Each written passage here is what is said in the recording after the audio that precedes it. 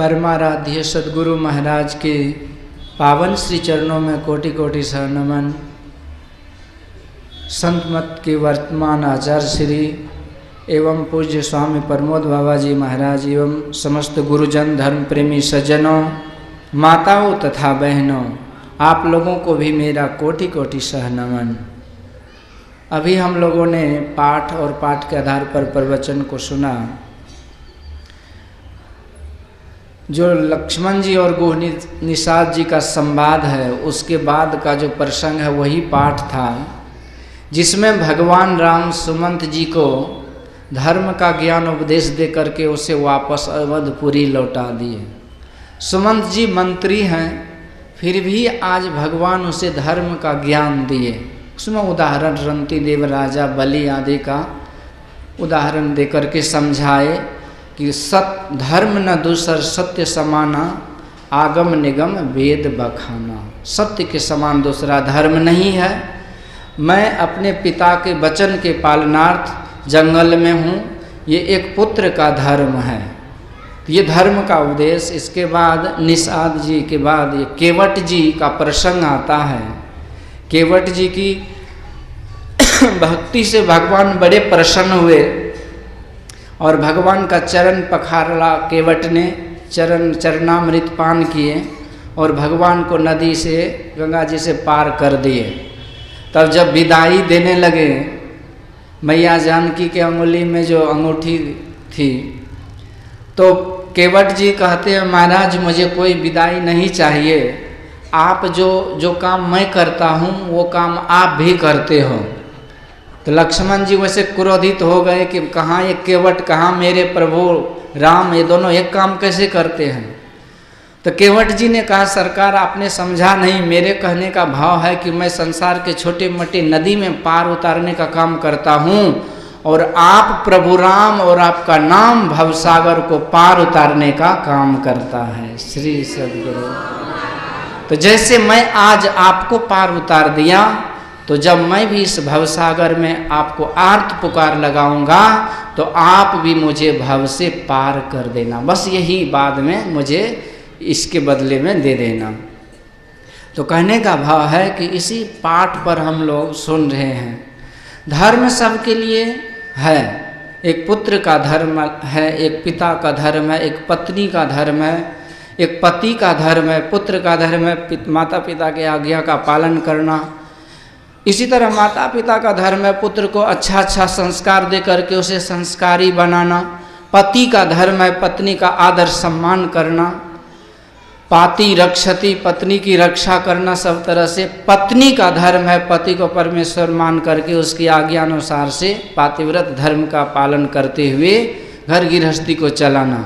इसी तरह गुरु का भी धर्म होता है। कहते हैं गुरु भी जो ज्ञान उपदेश को नहीं देते हैं तो गुरु भी नहीं होते हैं। गुरु नाम है ज्ञान का, शिष्य सीख ले सोए। ज्ञान मर जात जाने बिनु गुरु और शिष्य न कोय। तो इसी तरह शिष्य का भी है, सिर भर जाऊं उचित असमोरा, सबते सेवक धर्म कठोरा। शिष्य का भी धर्म है कि मतलब सबसे कठोर धर्म है कि अपना स्वार्थ सब कुछ त्याग करके सेवक सुख, सेवक हित, सेवकाई। सेवक जो है ना, साहब के हित के लिए ही सेवकाई करते हैं, उसका जीवन उसी के लिए होता है। सेवक सुखचा मान भिखारी, व्यसनी धन शुभ गति व्यभिचारी। सेवक को सुख सपने में भी नहीं होता है। इसी तरह एक मनुष्य का भी धर्म है। वो क्या है? मनुष्य का धर्म है देह धरे कर यही फल भाई, भजिए राम सब काम बिहाई। सारे रोल को अदा करना, यानी जिस रोल में जो है, पुत्र रोल में, पिता रोल में, भाई रोल में, पत्नी रोल में, पति रोल में, उस रोल के अनुसार उस धर्म का निर्वाह करना, ये तो धर्म कहलाता है। परंतु सब कुछ, सब तरह के धर्मों का निर्वाह करते हुए भक्ति सत्संग करना, ये परम धर्म कहलाता है। श्री सद्गुरु। तो यही परम धर्म जो है, हम लोगों को भक्ति सत्संग ही करना चाहिए। देह धरे कर यही फल भाई, भजिए राम सब काम बिहाई।